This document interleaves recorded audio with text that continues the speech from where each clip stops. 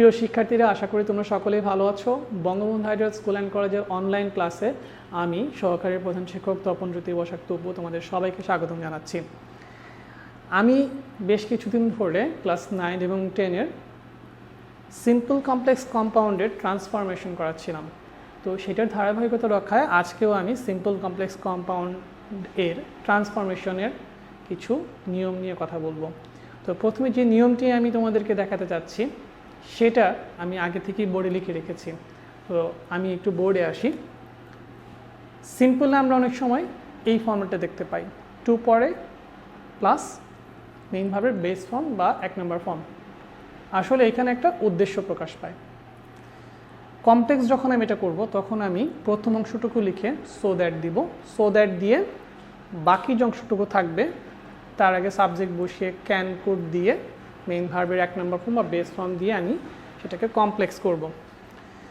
কম্পাউন্ডে যখন যাব আগের অংশটুকু লিখে তারপর আমি অ্যান্ড দিব, অ্যান্ড দিয়ে তারপর মেইন ভার্বের প্রেজেন্ট ফর্ম বা পাস্ট ফর্ম দিয়ে পরের অংশটুকু করব, অর্থাৎ যেটুকুতে আমাদের এই 2 প্লাস মেইন ভার্বের প্রেজেন্ট ফর্ম বা বেস ফর্ম ছিল সেটা আমরা এখানে নিয়ে আসব। তাহলে আমি যদি এখন একটা উদাহরণ দিই তাহলে মনে হয় বিষয়টা তোমাদের কাছে আরও একটু পরিষ্কার হয়ে যাবে।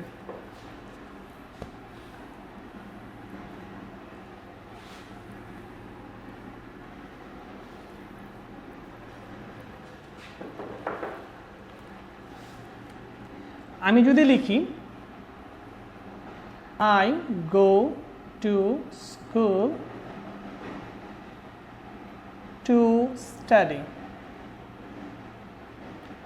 আমি স্কুলে পড়তে যাই, তাহলে আমি এখানে একটি ভার্ব দেখতে পাচ্ছি, এখানে একটি ভার্ব দেখতে পাচ্ছি, কিন্তু এর আগে আমাদের টু থাকাতে সেটা আসলে নন ফাইনাইট হয়ে গিয়েছে। তার মানে এখানে একটি ফাইনাইট ভার্ব আছে, অর্থাৎ এটা একটা সিম্পল সেন্টেন্স এবং এখানে একটা উদ্দেশ্য প্রকাশ পাচ্ছে।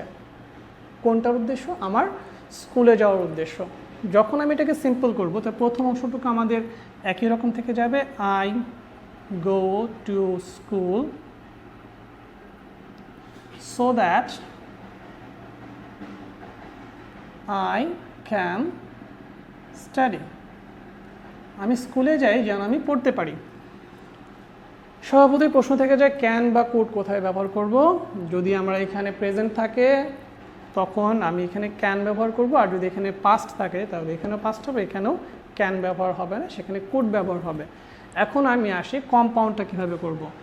আগেরটুকু আগের মধ্যে থেকে যাবে, I go to school and, যেহেতু এটা প্রেজেন্ট ফর্মে আছে পরের অংশটুকু আমাদের একইভাবে যাবে, অ্যান্ড আই স্টাডি। এবং আমার যদি আগের ক্লাসগুলো তোমরা মনোযোগ দিয়ে করে থাকো তাহলে সেখানে একটি কথা বলা ছিল যে যদি কম্পাউন্ড সেন্টেন্সে একই সাবজেক্ট দুইবার ব্যবহার হয় তাহলে পরের বারের অংশটুকুতে সাবজেক্ট আমরা ব্যবহার করব না। তার মানে এখানে আইটা হবে না, তাহলে কি হবে? I go to school and study. তো আমরা এখানে দেখলাম যে যদি সাবজেক্ট এক থাকে তাহলে সেটা কিভাবে করতে হয়, কিন্তু সাবজেক্ট আলাদা হয়ে গেলে তখন আমাদের জন্য একটু করা মুশকিল হয়ে যায়, বিশেষ করে যদি সেটা কমপ্লেক্স বা কম্পাউন্ডে থাকে এবং সেখান থেকে যদি আমরা সিম্পলে আসতে চাই। সেই ক্ষেত্রে কি হয়, we made a plan so that he could get A job. আমরা এমন একটা পরিকল্পনা করলাম যেন সে একটি চাকরি পায়। তো যেহেতু এইখানে আমার একটা ফাইনাইট ভার্ব আছে, এইখানে আরেকটা ফাইনাইট ভার্ব আছে, দ্যাট মিনস এটা কমপ্লেক্স বা কম্পাউন্ড সেন্টেন্স। এবং সহজে মনে রাখার জন্য যে বিষয়টি তোমাদের বলেছিলাম, কম্পাউন্ডের ক্ষেত্রে যুক্ত হয় সাধারণত অ্যান্ড অর বাট এবং নট অনলি বাট অলসো দিয়ে। যেহেতু সেগুলো কোনোটা নেই এবং যুক্ত আছে সো দ্যাট দিয়ে দুটো ক্লজ যুক্ত হয়েছে, তার মানে এটা কমপ্লেক্স সেন্টেন্স। যদি আমি এটাকে কম্পাউন্ড করতে যাই তাহলে আমাদের খুব একটা সমস্যা হয় না। সেক্ষেত্রে আমি কি করব, we made a plan and he could get A job. আমরা একটা পরিকল্পনা করলাম এবং সে একটা চাকরি পেতে পারে। সমস্যাটা হয় যখন আমরা এখান থেকে আমরা কমপ্লেক্স বা কম্পাউন্ড থেকে সিম্পলে আসি, তখন আমাদের যে সমস্যাটা হয়, যে ভুলটা আমরা করি সেটা কি করি, we made a plan to get A job. আমরা একটা পরিকল্পনা করলাম চাকরি পেতে, দ্যাট মিনস চাকরিটা আমার জন্য নিচ্ছি বা আমাদের জন্য নিচ্ছি, তাহলে তো এটার সাথে এটার অর্থ আমাদের এক হলো না। আমাদের যেটা করতে হবে সেটা হচ্ছে we made a plan for him to get A job. আমরা তার জন্য একটা প্ল্যান করলাম। We made a plan for him to get A job. আমাকে এটা এইভাবেই করতে হবে। আমরা যদি এটা করি তাহলে কিন্তু অর্থের পরিবর্তন হয়ে যাবে। অর্থের পরিবর্তন হয়ে গেলে ট্রান্সফরমেশনটি হবে না। এখন আমি পরের নিয়মটিতে যাচ্ছি। পরের নিয়মটিও তোমরা দেখতে পাচ্ছ, আমি বোর্ডে আগে লিখে নিয়েছি। তো সবার আগে আমি দেখতে পাচ্ছি এখানে because of plus main verb plus ING অথবা ভার্বের নাউন ফর্ম। আমরা জানি মেইন ভার্ব প্লাস নাউন ফর্মের আগে যদি টু বি ভার্ব না থাকে তাহলে সেটা নাউন ফর্ম হিসেবে কাজ করে সেই ভার্বটির। আর এটাকে যদি আমি কমপ্লেক্স হিসেবে রূপান্তর করতে যাই সেক্ষেত্রে আমরা সিন্স বা অ্যাজ দিয়ে শুরু করতে পারি এবং তখন এটার অর্থ হয় যেহেতু। তারপরে এইখানে যে কারণ অংশটুকু আছে অর্থাৎ মেইন ভার্ব প্লাস আইএনজি অংশটুকু অথবা ভার্বের যে নাউন ফর্মটা সেটাকে আমার একটা ফাইনাইট ভার্বে রূপান্তর করতে হবে। রূপান্তর করে কারণটা লিখতে হবে, তারপর কমা ব্যবহার করতে হবে এবং তারপর ফলটা লিখতে হবে। এবং তারপরে যদি আমি অন্যভাবেও করতে চাই সেটা কিভাবে করতে পারি, সেক্ষেত্রে আগে আমার ফলের অংশটুকু লিখতে হবে যেটা আমাদের অলরেডি ফাইনাইট করা আছে। তো এই ফাইনাইট অংশটুকু লিখে আমি সিন্স অ্যাজ বিকজ, এখানে সিন্স অ্যাজ এর অর্থ কারণ এবং বিকজের অর্থ অবভিয়াসলি তোমরা জানো যে এখানেও কারণ, লিখে তারপরে এই যে অংশটুকু আছে আমাদের ফল, এই ফলের অংশটুকু আমাদের লিখতে হবে। কম্পাউন্ড সেন্টেন্সে যদি যাই আমি সেই ক্ষেত্রে আমাদের আগে কারণের অংশটুকু লিখতে হবে, কারণের অংশটুকু লিখে অ্যান্ড সো এবং তারপর ফলটুকু লিখতে হবে। আমি যদি তোমাদেরকে উদাহরণ দিয়ে দেখাই তাহলে বিষয়টা হয়তো আরো সহজ হয়ে যাবে।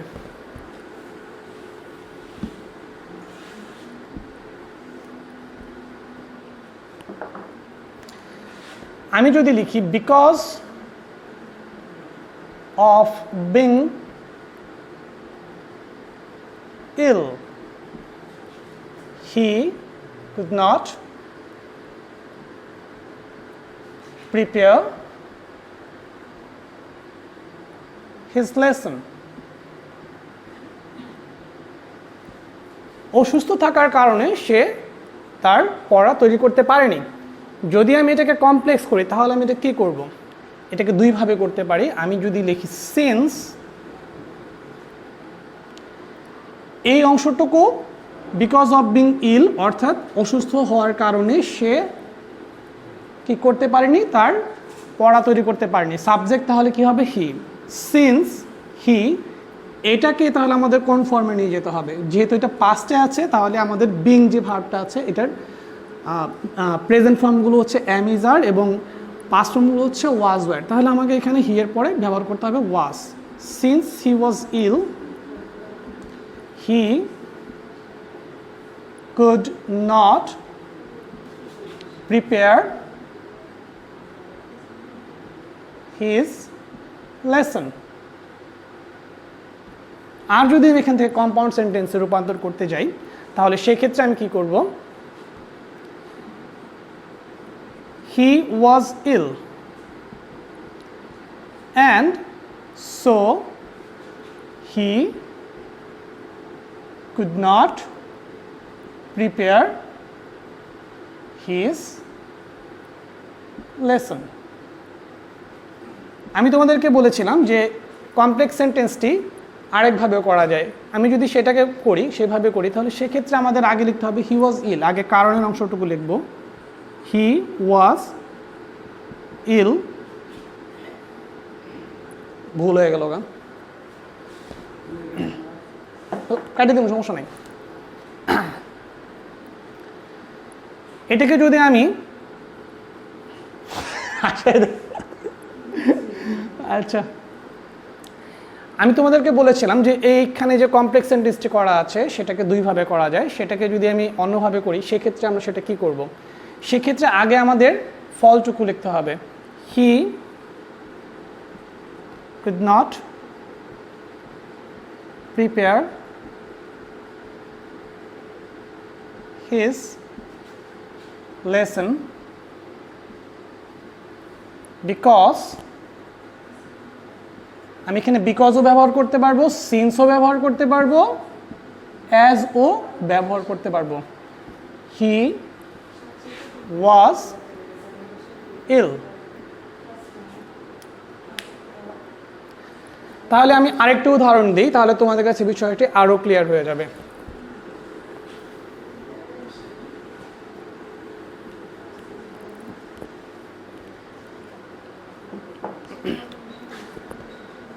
There was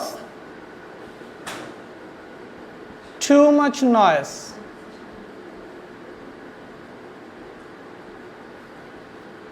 and so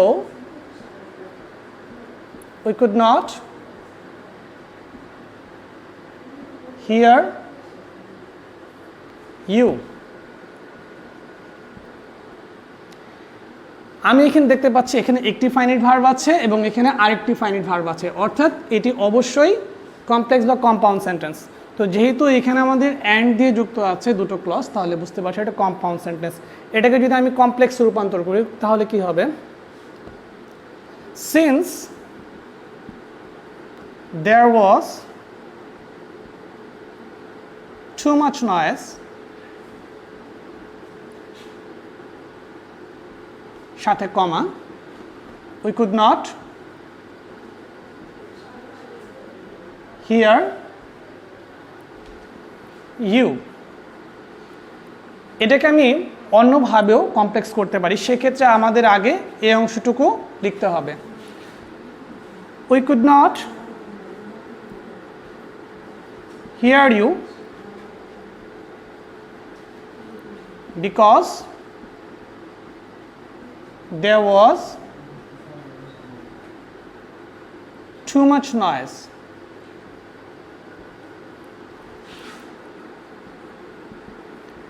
সমস্যাটা কখন হয়? যখন আমি কমপ্লেক্স বা কম্পাউন্ড থেকে সিম্পল সেন্টেন্স রূপান্তর করতে যাই। তো সেই ক্ষেত্রে আমাদের এখানে যে কাজটা করতে হচ্ছে যে অবশ্যই একটি ফাইনাইট ভার্বকে নন ফাইনাইট ভার্বে রূপান্তর করতে হচ্ছে, এবং আমি শুরু করব কি দিয়ে? বিকজ অফ দিয়ে। বিকজ অফ দিয়ে কারণটা বলতে হবে, কারণের পরে আমাকে বলতে হবে ফলাফলটা। তাহলে সেক্ষেত্রে আমরা কি করব? আমরা যে ভুলটা করি সেটা হচ্ছে বিকজ অফ, এখানে ভার্ব ছিল was, because of being too much noise.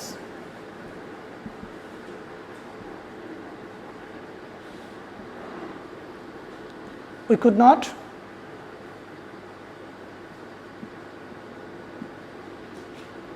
hear you। কিন্তু এখানে এই সাবজেক্টটি কিন্তু একদম উজ্জ্বল আছে, এই সাবজেক্ট এখানে ব্যবহৃত হচ্ছে না, কিন্তু এইখানে যদি আমি এই সাবজেক্টটা উল্লেখ না করি তাহলে কিন্তু অর্থের সামান্যটা কিছু হলেও পরিবর্তন হয়ে যাচ্ছে। সেই ক্ষেত্রে আমরা এটা করতে পারবো না। সেক্ষেত্রে আমাদের কি করতে হবে? Because of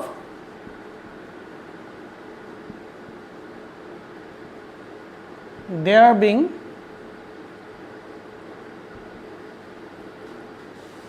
too much noise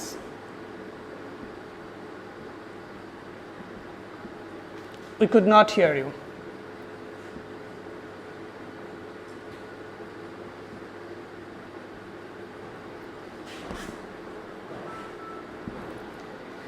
এই সাথে আমি আজকে আমার অনলাইন ক্লাসটা শেষ করছি।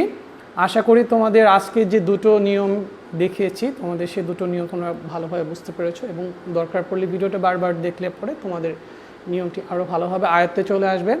সেই পর্যন্ত সবাই ভালো থাকবে, সবাইকে ধন্যবাদ।